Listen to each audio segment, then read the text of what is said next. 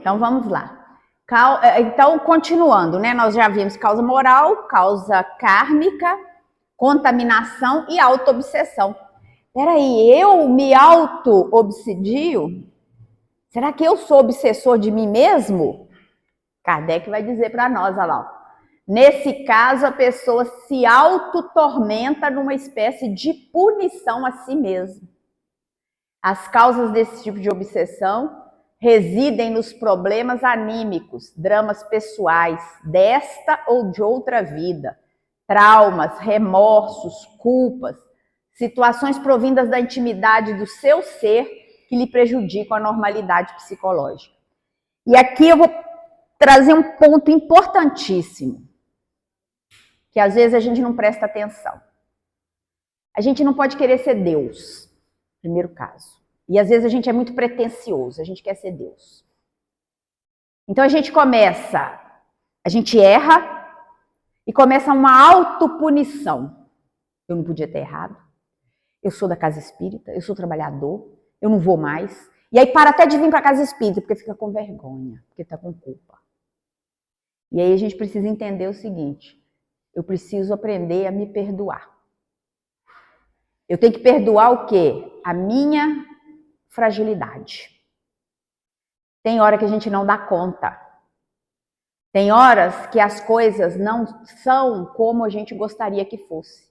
Aqui nós estamos escutando um monte de informações preciosíssimas, mas que na maioria das vezes, a maioria dessas informações a gente ainda não dá conta delas. E a gente precisa de tempo. A gente precisa entender isso. Mas o fato de eu querer, da minha vontade de querer mudar, já faz toda a diferença. A mesma coisa, exatamente, porque isso é didático, né? A repetição é didática. Para nos lembrar, sabe o quê? Que nós não somos perfeitos ainda, mas que nós caminhamos para a perfeição. Então, olha, se eu vivo com culpa, se eu vivo atormentado, se eu vivo ali e faço disso uma ideia fixa, lembra lá do inicinho quando nós começamos hoje?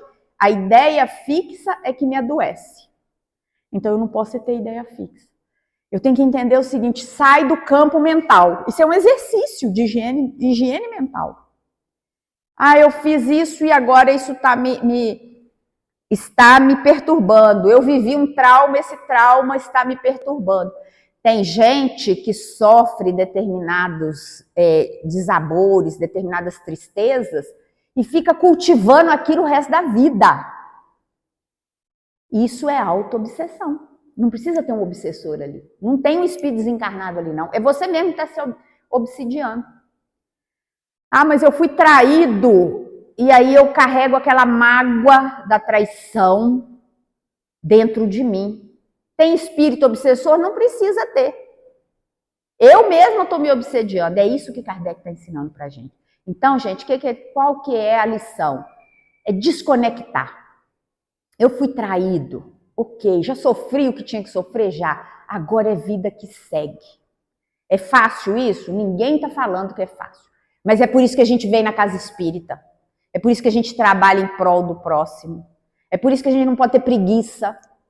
Porque quando a gente para, a nossa mente tende a nos levar para esses lugares. Um dos motivos da obsessão é a ociosidade. E não é o ócio produtivo. É o ócio que nos leva a fomentar sentimentos negativos que vão nos derrubar. Então, auto-obsessão. As obsessões anímicas são causadas por uma influência mórbida residente na mente do próprio paciente. Por causa dos vícios de comportamento, ele cultiva de forma doentia pensamentos que causam desequilíbrio em sua área emocional. Ideia fixa, né? Sim.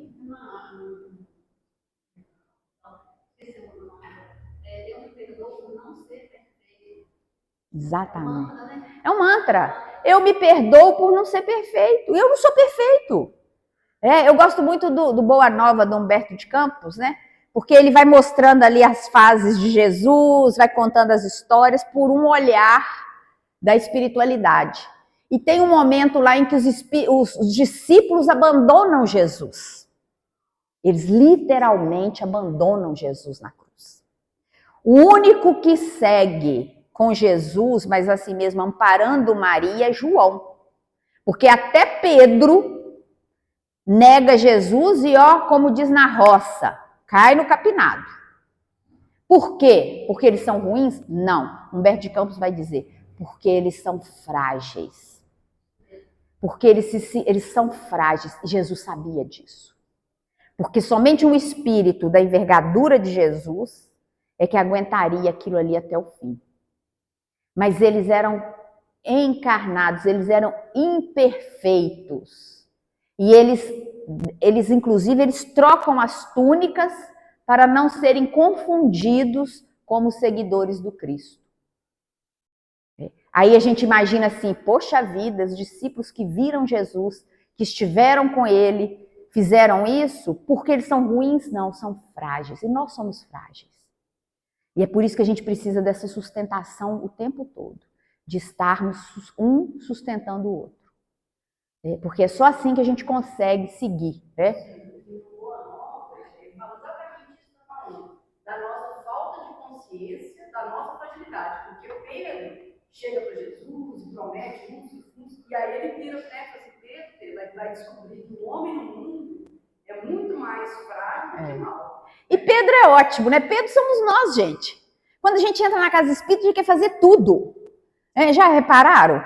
Quero tudo. Não, tem tarefa de campanha do quilo, eu quero. Tem tarefa de... Vou fazer curso de passe, vou fazer não sei o quê. E, às vezes, a maior frustração que alguns dirigentes de casa espírita têm, coordenadores, é que o povo começa e vai embora. Mas quando a gente está há muito tempo na casa espírita, a gente entende o quê? Isso é normal. Às vezes você começa uma atividade com 50 pessoas. Depois de um mês tem 10. Depois de um ano tem 1. Costuma ter só você e os desencarnados. O que eu te falei hoje? Se não vier ninguém, a gente faz aqui, nós e desencarnados. Eu já fiz estudo em que tinha uma pessoa, a pessoa que me convidou, encarnada. Mas e os desencarnados? Isso não pode ser frustração para nós. E as pessoas que não vieram, não é porque elas, sabe, é porque elas ainda estão aprendendo, elas ainda estão evoluindo. Então a gente precisa entender isso. Quando a gente entende isso, a gente sofre menos. O maior problema dos voluntários é exatamente isso, o voluntariado. Ele acha que não precisa ter compromisso. E é o contrário. Sabe por quê? E aí eu vou jogar uma pesada agora. Porque quando a gente é contratado aí no mundo material para trabalhar, o que acontece? Eu pago, o empregador me paga e eu dou para ele minha força de trabalho, não é isso? Quitou. Quando eu me coloco como voluntário para trabalhar para a espiritualidade, eu estou prometendo algo. Se eu não cumpro, eu estou em falta com a espiritualidade. E isso a gente precisa entender. É por isso, às vezes, sabe, Raquel, que a gente precisa, assim, se esforçar. A gente dá o melhor dentro do tempo da gente. Se eu não dei tudo que eu poderia, vocês perdoem, mas foi o que eu pude dar. Quem sabe numa outra encarnação a gente consegue fazer melhor. Mas a gente precisa entender isso. E as casas espíritas, as casas espíritas não são tão cheias como os outros templos. Porque a exigência, a consciência ainda, quando sou eu que dirijo a minha vida, ela é menos perceptível.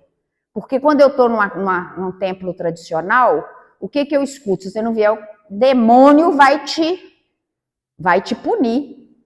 Né? Talvez não com essas palavras, mas o entendimento se não tiver aqui coisas, né? Na casa espírita a gente não cobra de ninguém nada. Só que quem tem que se cobrar sou eu. Eu estou aqui não é porque, sabe, vocês me cobram, não é porque se eu não tivesse aqui eu estava perdida. E isso eu tenho essa consciência do espírito devedor. Quando eu tenho essa consciência, aí eu não faço por ninguém, eu faço por mim. Porque eu preciso. Se eu não precisasse, eu não estaria aqui. Interessante, né? Que muitos voluntários, eles até saem da tarefa porque fulano reconheceu o meu trabalho.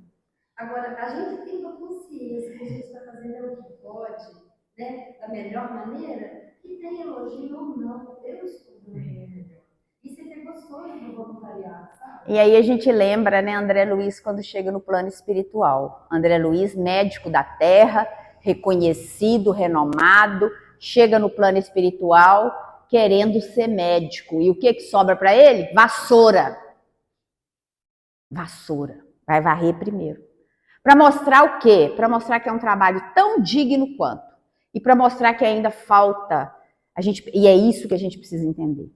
Tem muita gente que quer, às vezes, ser presidente de centro. E aí fala com ele assim, não, você vai fazer a recepção das pessoas que chegam na casa espírita. Mas isso eu não quero, não estão me reconhecendo. Né? Humildade. A gente precisa trabalhar humildade. Se te sobrar vassoura, faça com amor. Se te sobrar a sopa, faça com amor. Porque o que você está ganhando não tem preço. Porque o preço não é... Porque se eu estou querendo só holofote, só brilho, eu só quero estar aqui na frente falando para vocês, mais nada, e o dia que me põe para sentar para poder fazer outra coisa, eu fico ofendido, significa que eu não compreendi nada da doutrina espírita. Significa que eu quero aplauso no plano da terra. E se eu quero aplauso no plano da terra, eu não entendi o que Jesus falou, que o meu reino não é desse mundo. Mas vamos lá.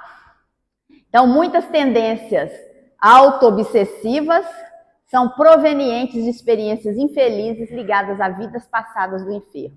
Angústia, depressão, mania de perseguição ou carências inexplicadas podem fazer parte de processos auto-obsessivos.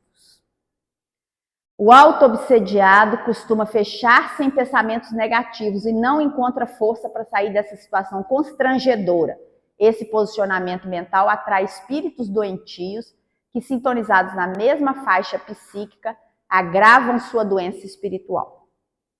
A fluidoterapia usada nas casas espíritas pode ser utilizada como auxiliar no tratamento de auto-obsessão. A melhor terapia, no entanto, é reeducação, através da conscientização dos seus males e consequente mudança de postura. É aquela pessoa que só tem pensamento negativo. Tinha um desenho, não sei se ele existe mais, da hiena, que vivia com uma nuvenzinha saindo um trovão dela, né? Aos céus, né? Mas tinha tem gente, pessoal, que você chega perto deles, é só reclamar. É só reclamar. Se você fala assim, nossa, eu me atrasei porque eu chutei uma pedra ali. Ih, mas você não sabe, eu tô aqui, ó, morrendo de dor aqui. Disputa doença com você. Se você falar assim, o fulano lá quebrou o braço. Ih, mas eu já quebrei braço, perna, não sei o quê, não sei o quê. Ah, o outro tá com dor de cabeça. Ih, mas eu acho que eu tô com tumor na cabeça. Tem gente que disputa, não deixa você terminar de falar e já joga uma dor muito maior.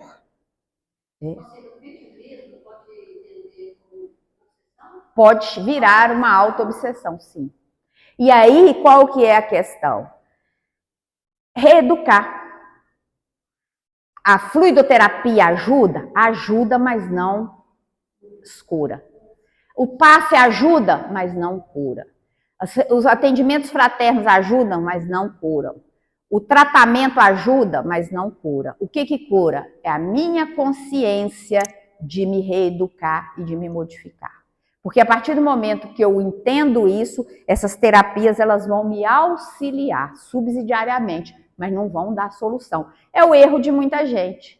Vem na casa espírita num momento de dor, de dificuldade, fica um mês, uma semana, depois desaparece. É porque está tudo bem. Só que quando voltam mais despedaçados ainda. Porque a dor não foi resolvida. O problema, a causa, não foi resolvido. Lembra? Causa e efeito. A dor é efeito de algo que está lá atrás, de uma causa que precede a dor. Eu preciso entender isso. Situações obsessivas. As obsessões, de um modo geral, não apresentam gravidade. São possíveis de serem tratadas pela metodologia espírita. Só em um pequeno número de casos há fatores que facilitam a degeneração do processo, culminando na fascinação ou subjugação. Em quase todos os processos obsessivos existem duas partes envolvidas, exceto na autoobsessão. Assim, podemos ter os seguintes casos de situação obsessiva: desencarnado para encarnado, encarnado para desencarnado, desencarnado para desencarnado, encarnado para encarnado, obsessão recíproca e autoobsessão. Olha que riqueza, né? A gente pode ser obsessor de desencarnado. Eu perdi uma pessoa que eu gosto. Eu não estou me lembrando dela com alegria, mas eu me lembro dela só com choro, com reclamação. Eu conheci uma senhora que perdeu um filho, com 42 anos o filho, pai de crianças. Ela disse a seguinte frase, que eu nunca vou me esquecer: Deus me concedeu a honra de ter um filho por 42 anos. Quantas mães que enterram seus filhos que pensam assim? Na maioria das vezes a gente lamenta. Por que Deus fez isso comigo? Por que não levou um criminoso? Por tanto bandido no mundo, tanta gente ruim no mundo, por que levou logo meu filho, que é a minha luz? Não há problema se a gente pensa assim, mas a gente precisa começar a repensar.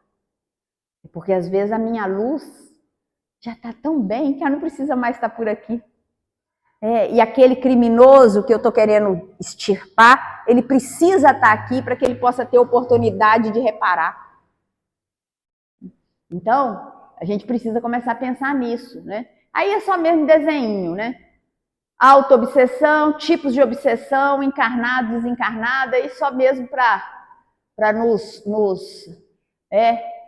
encarnado com encarnado, que é uma obsessão anímica, mas também a gente tem a obsessão telepática, amor doentio, tirano, dominador, é meu, é minha.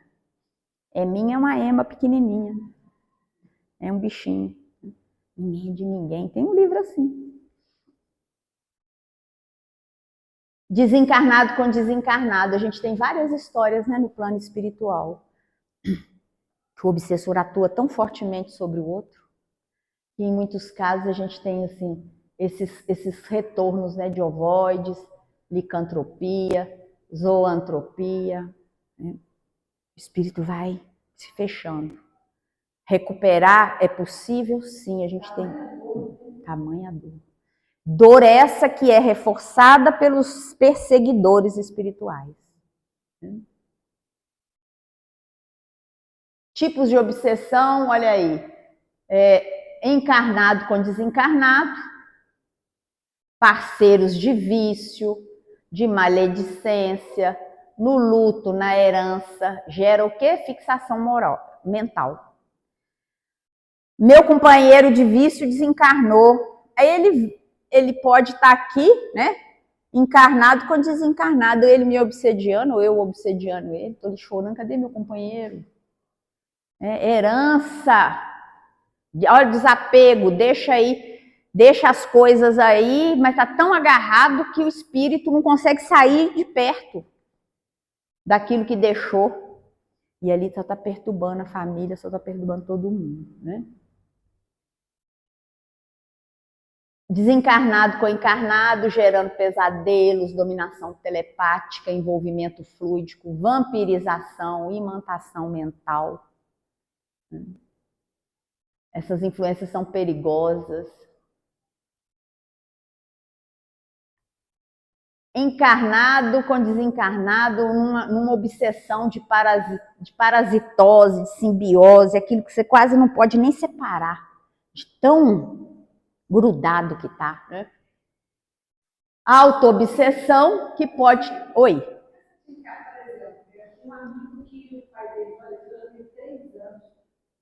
vezes ele vai ao cemitério na data do desencarne, entendeu? Chapadores.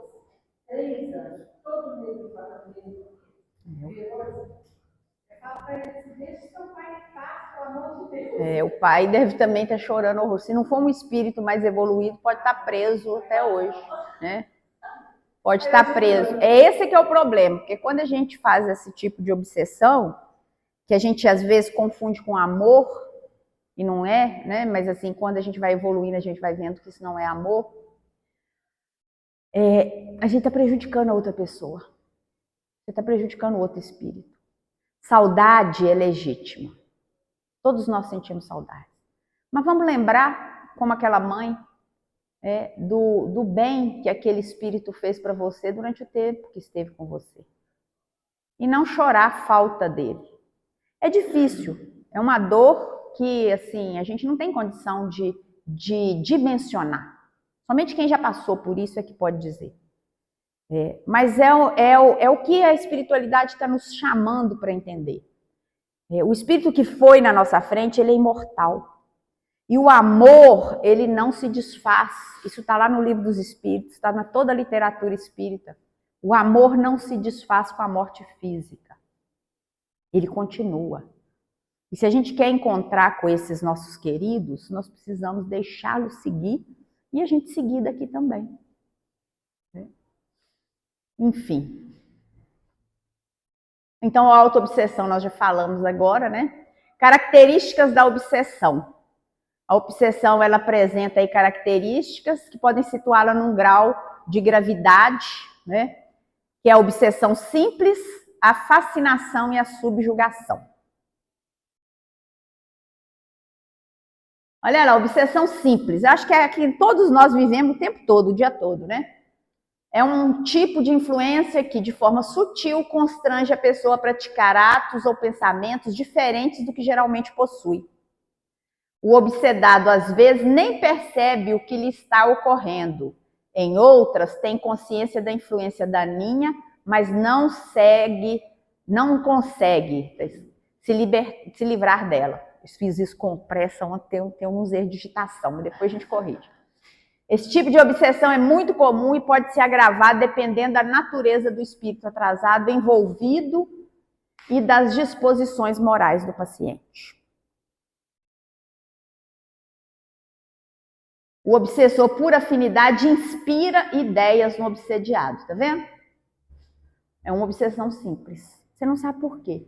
Mas de repente você olha para a pessoa e tem ódio daquela pessoa. Sente uma antipatia, uma revolta, um desânimo, um desejo de vingar, né? Um comodismo. Fascinação. Aqui, médiums, abram os olhos. É aqui que nós caímos. No Evangelho segundo o Espiritismo, Allan Kardec ensina que a fascinação é o pior tipo de obsessão. Trata-se de uma ilusão provocada por um espírito hipócrita que domina a mente do paciente, distorcendo a sua realidade. Seu senso de realidade. Isso aí vocês vão lembrar lá do Aconteceu na Casa Espírita. Quem já estudou o Aconteceu na Casa Espírita, quem não estudou. Uma casa espírita estruturada. A médium, ela é influenciada pelos espíritos obsessores, porque ela tinha uma vaidade. Ela tinha uma vaidade que o espírito obsessor percebe na psicosfera. E ela está ali, a vaidade às vezes está um pouquinho escondida, está camuflada. O que o espírito obsessor faz? Começa a afastar das pessoas que ela atendia os espíritos, os obsessores que estavam ali atuando naquelas pessoas. E essa médium, ela começa a entender, ela começa a acreditar que ela é que era a causadora dessas curas espirituais, porque ela era muito grandiosa. E ela se fascina. Mais ou menos a ideia é essa aí. Depois vocês vão ler o livro e vão entender. A ponto de abandonar a casa espírita. E, na verdade, isso era uma trama do plano espiritual para destruir a casa espírita. E eles pegam aonde? Eles pegam nas nossas fragilidades, na nossa vaidade, na nossa falta de paciência, na nossa vontade de julgar. E nessa médium pegou na vaidade. Olha lá, o espírito obsessor planeja muito bem seu intento destrutivo e busca envolver o indivíduo em artimanhas mentais bem preparadas. As portas de entrada para a fascinação, como sempre, são as falhas morais. É no orgulho de sua vítima que o espírito hipócrita encontra o alimento para fascinar-lhe a personalidade. A pessoa fica se achando, sou tão bom, né? E aquele povo lá não me reconhece. Como é que não deixam que eu tome conta de determinada coisa? Que eu tenha um espaço maior, né? Para conseguir seu domínio, a entidade maldosa exalta a vaidade do obsedado, fazendo-o sentir-se infalível e autoconfiante.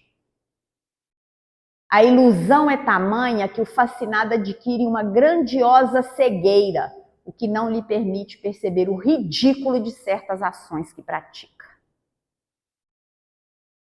A pessoa fascinada dificilmente aceita sua condição de enferma, o que dificulta a cura no processo obsessivo.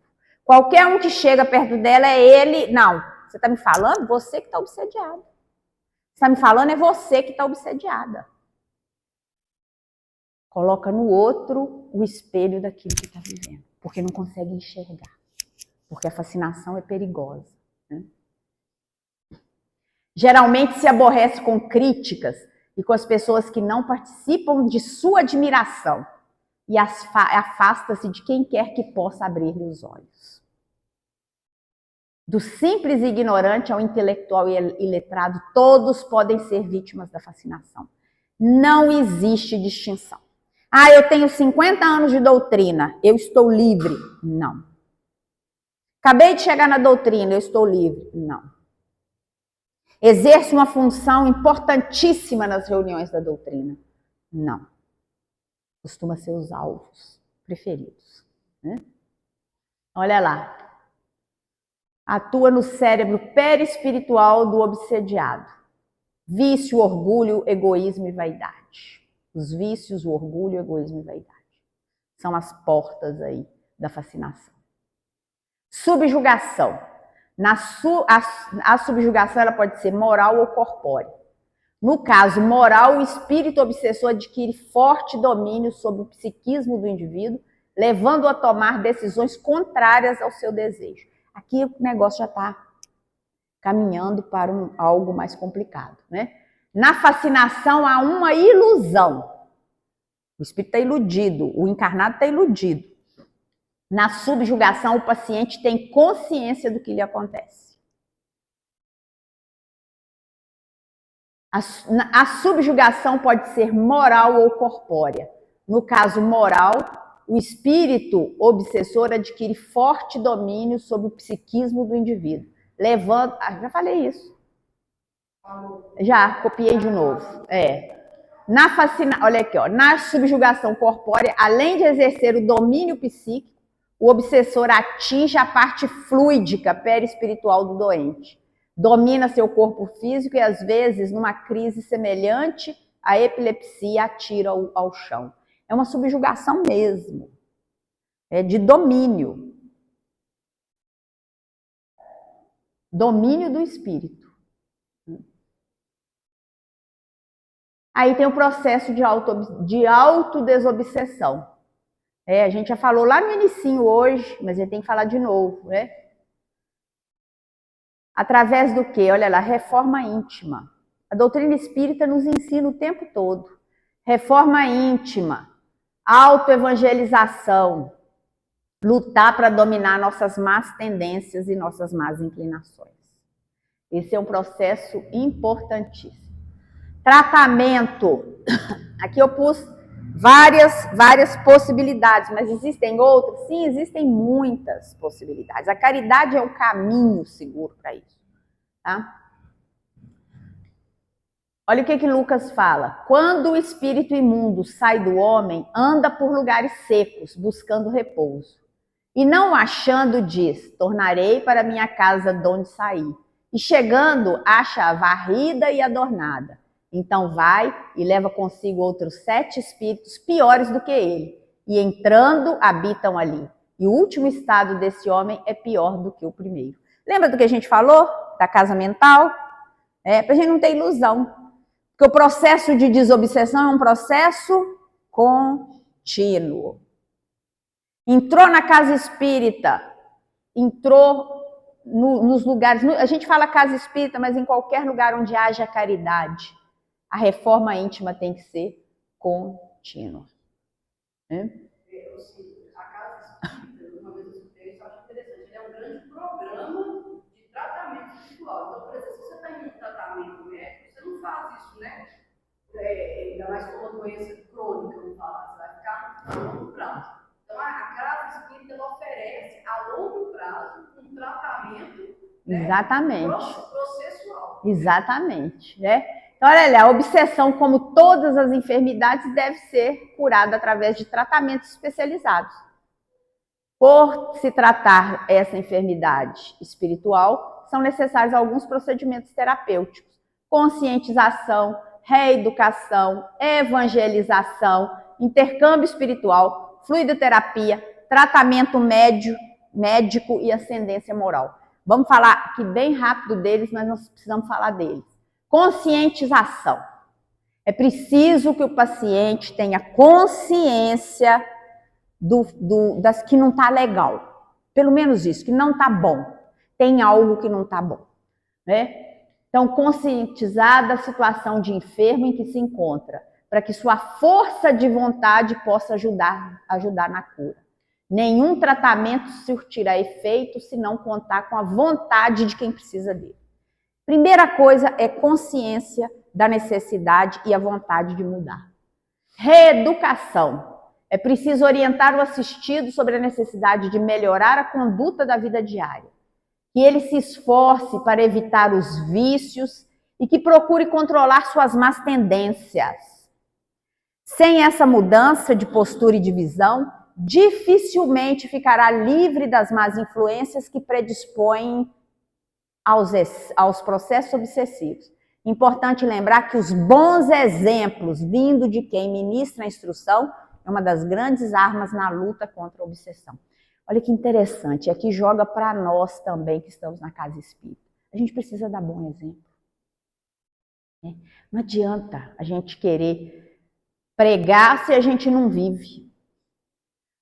Então, a pessoa que chega, a gente o tempo todo fala em evitar vícios, controlar más tendências, mas a gente precisa ser um ponto de referência. A gente tem que lembrar que a pessoa chega fragilizada. Ela chega fragilizada, sem criar vinculação. E agora é que é o desafio, sem eu achar que é eu que sou a melhor do mundo. Esse é o desafio, porque senão eu também vou perder minha encarnação. Mas é preciso que as pessoas que estão aqui, que a gente comece a transformar. Quando a gente se transforma, tem um filme antigo, que eu gosto muito, mas ele é muito, muito antigo, chama-se Corrente do Bem.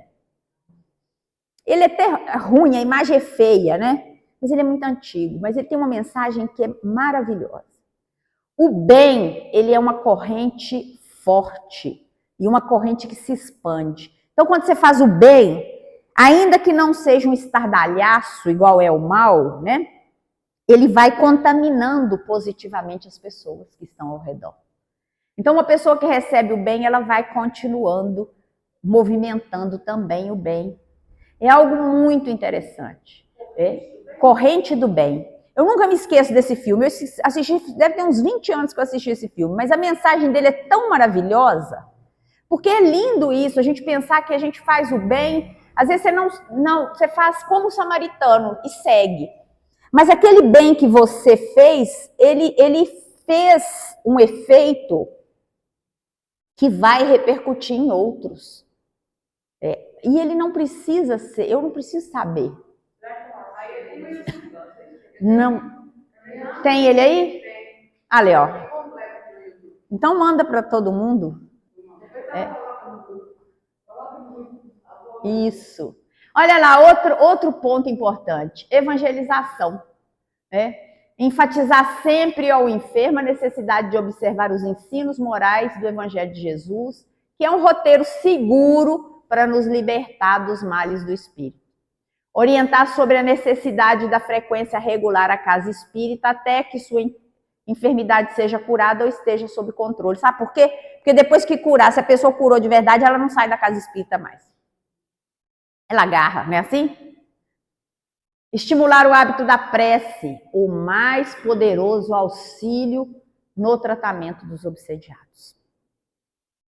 Intercâmbio espiritual. Olha isso.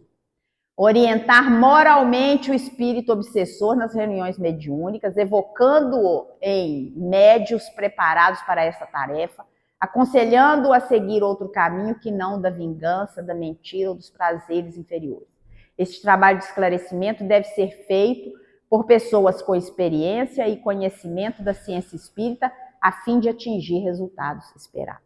Reunião mediúnica é coisa séria, não é brincadeira. Médium tem que estudar.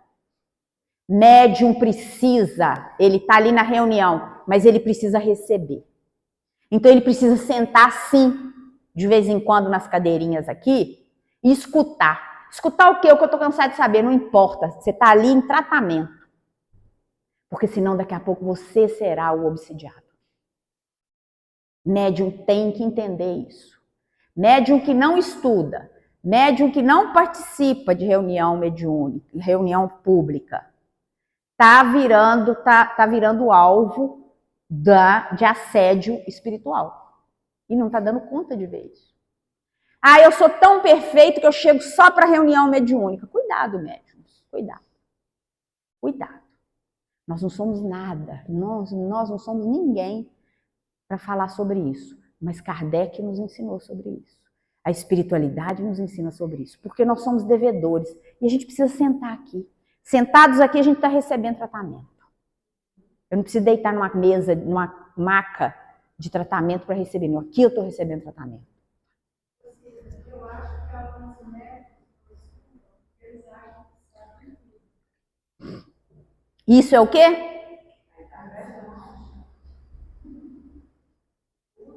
Uma das portas abertas para obsessão. Fascinação.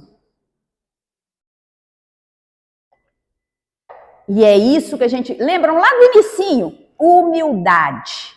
Amor fraterno. No primeiro slide que a gente passou aqui hoje, Hermínio Miranda ensinando para a gente, quando a gente fala de obsessão, a gente precisa ter humildade e amor fraterno. Eu preciso ter humildade para sentar numa cadeira e escutar, às vezes, uma pessoa que não foi para uma escola tão bacana quanto a que eu fui, mas que tem uma experiência moral, uma autoridade moral 200 mil vezes maior que a minha, que acho que sou o bambambam. Não é fácil ouvir isso não, né? Não é fácil não. Mas é isso que a espiritualidade espera de nós. Senão nós vamos ficar batendo cabeça na casa espírita. Nós não vamos conseguir avançar. E a gente precisa tomar cuidado, né? Estar numa mesa mediúnica é um trabalho seríssimo. Seríssimo. Fluidoterapia. Submeter o paciente portador da obsessão a um tratamento fluidoenergético através do passe espírita. São momentos em que as energias perdidas pela ação da enfermidade espiritual poderão ser repostas e o obsidiado, ficando livre dos fluidos malsãos de que estava impregnado, poderá pensar e tomar decisão com mais liberdade. Olha, é o choque, né? Do passe, da fluidoterapia. Para dar o quê? Uma luzinha para pensar. Para pensar e para tomar decisão. Né? A água fluidificada é também poderoso recurso no tratamento das obsessões. Então não vai resolver, mas vai te dar um segundo ali de lucidez para poder mudar isso. O tratamento médico, isso aqui a gente nem precisaria estar falando, né? Mas a gente tem que falar. Qualquer doença do corpo físico tem que ser tratada por médicos encarnados. Nenhum tratamento pode ser de médicos, nenhum tratamento do corpo físico pode ser substituído por tratamento espiritual. Os tratamentos se complementam. Tá? E a gente não pode ser responsável por isso. Então, olha lá, nos casos em que o processo obsessivo apresentar-se com grave comprometimento psíquico, o paciente deverá receber assistência de um profissional habilitado que lhe despenderá os cuidados necessários. É importante enfatizar que não podemos interferir nas prescrições médicas, tampouco suspender medicamentos por conta própria. A gente precisa ter isso muito na nossa consciência. Eu estou tomando remédio psiquiátrico. Continue tomando. Venha cá, tome um passe. Vamos escutar um estudo. São tratamentos que não interferem uns nos outros. Quem dá alta de remédio psiquiátrico é o médico que receitou. As pessoas me perguntam assim, lá no seu centro eles passam receita. Eu falei, a receita é você sentar e estudar o evangelho. Exatamente. Mas tem centro que depois que atende a gente dá um passo, dá uma receita. Não é receita. Pode ser qualquer coisa. Mas a gente não, nós não receitamos, não. As nossas receitas são para o espírito, né? Exatamente. Olha lá. Ascendência moral. Para se conseguir bons resultados nas tarefas de desobsessão, é preciso que a equipe de atendimento tenha ascendência moral sobre o espírito obsessor. E isso só é possível cultivando uma vida moral sadia. O falar sem exemplificação transforma-se em letra morta. Jesus expulsava os maus espíritos apenas com o uso da sua autoridade moral. Ele disse que poderíamos fazer o mesmo. E é isso. A gente precisa lembrar desses pontos. A gente consegue mais uns minutinhos só? Sim. Rapidamente, só mais 3 slides só para a gente terminar, tá? Medidas contra a ação dos obsessores. Então, agora é só mesmo um resumão, né? Aqui, assim, a gente fala e depois resume, né? Evangelizar, praticar a caridade, perdoar sempre, reparar os erros cometidos, orar pelos inimigos, pelos que sofrem todo tipo de problema e orar para si mesmo, sem esquecer de vigiar os atos e pensamentos. Quando a gente consegue fazer tudo isso, mesmo que ocorra a aproximação de um espírito infeliz, haverá proteção do alto. Olha que legal. É um conforto, né? Vocês viram que eu puxei o tapete, mas agora eu estou dando tapete de novo, né? Põe o tapete de volta, olha lá. Haverá proteção do alto e o tratamento do espírito sofredor acontecerá de forma natural, simplesmente pelos bons exemplos que a pessoa esclarecida dá. Olha que maravilha. Então, quando a gente se evangeliza, quando a gente vem nas reuniões, quando a gente busca entender o evangelho, praticar a caridade, perdoar, buscar a reparação do erro, pode ser que eu não consiga tudo, mas o que eu conseguir está de bom tamanho, né? E tenho o hábito da oração, é a maior blindagem que eu estou trazendo para o meu coração, para a minha vida. Isso não é difícil, né? O meio mais eficaz de combater a obsessão, levando a sua cura, é através da mudança interior do obsedado, quebrando-se assim o elo entre a vítima e o obsessor, formado pela lei das afinidades. A aquisição de sentimentos elevados, como a humildade, perdão, tolerância, paciência, arrependimento, são condições de fortalecimento da alma para resistir o arrastamento sugerido. E aí termino com: concilia-te depressa com o teu adversário, enquanto estás no caminho com ele, para que não aconteça que o adversário te entregue ao juiz e o juiz te entregue ao oficial e te encerre na prisão. Em verdade te digo que de maneira nenhuma sairás dali enquanto não pagares o último cetil. Isso está em Mateus 5, 25, 26. É isso, turma. Eu acho que por hoje deu, né?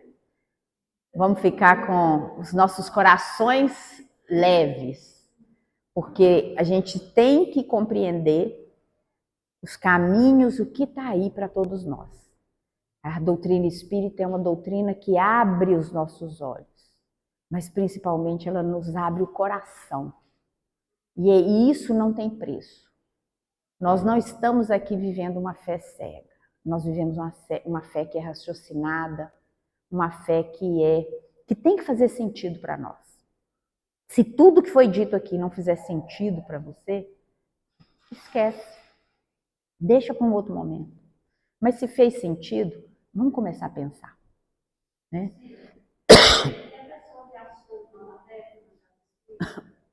E aí, assim, devido aos trabalhos, né, não consegue estudar. Ela assumiu a tarefa. Hoje em dia é até difícil, né? Assim, a gente tem que pensar muito, né? Porque um tempinho a gente arranja. A gente sempre tem um jeitinho. Né? Às vezes a gente precisa só de um rearranjo na vida. Porque hoje, olha, a gente tem reunião gravada, a gente tem um monte de casa espírita que tem reunião todo dia, né? Sheila, por exemplo, tem reunião todo santo dia, de tarde, de manhã, de tarde, de noite. De segunda a segunda. E outra coisa, a gente assume tarefas, de repente a gente pode propor, minha casa não tem uma tarefa no domingo à tarde, vamos arrumar uma tarefa domingo à tarde, vamos arrumar uma tarefa domingo de manhã, né? Um jeitinho a gente precisa dar. Se a gente foi chamado para o trabalho, não tenhamos dúvida, porque o compromisso existe. E a gente, claro, né, gente, eu não estou falando aqui para abandonar o trabalho, porque a gente precisa viver nesse mundo material. Mas a gente precisa tomar cuidado até com isso. E aí vou falar um negócio que pode ficar assim, mas talvez em um outro momento a gente desembola melhor. Mas no próprio livro Aconteceu na Casa Espírita, a gente tem casos de propostas de trabalho para nos tirarem da casa espírita.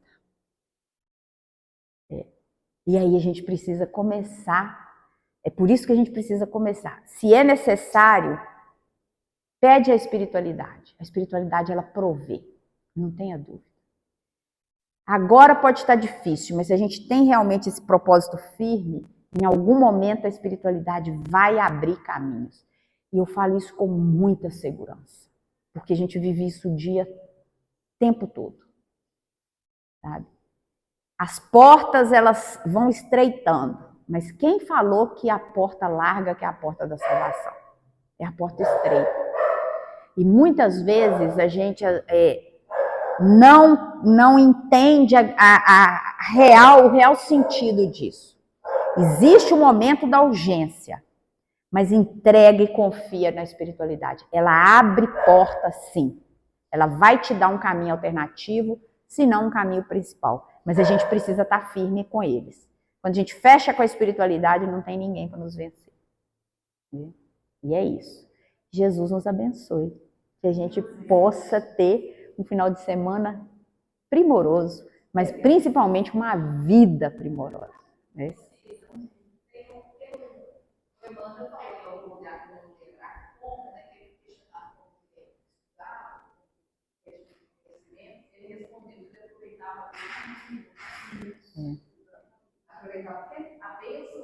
Dos minutos. A gente fez um estudo na virada do ano lá no Sheila, né? Que eu achei muito interessante, que é exatamente o Emmanuel quando fala da oportunidade. Qual que é a minha oportunidade? Nem falei de minutos, mas são os 365 dias de oportunidade que um ano novo nos oferece. Então a gente precisa estar atento a isso, né? Pode ser. Exatamente. E administrando, você pode ter certeza que vai aparecer tempo. Vai aparecer. A gente pode não acreditar nisso, porque é mais fácil a gente não fazer e já ter uma resposta pronta. Mas quando eu falo, eu quero, aparece o tempo. Gente, muito obrigada. Raquel, faz a prece para nos encerrar para nós.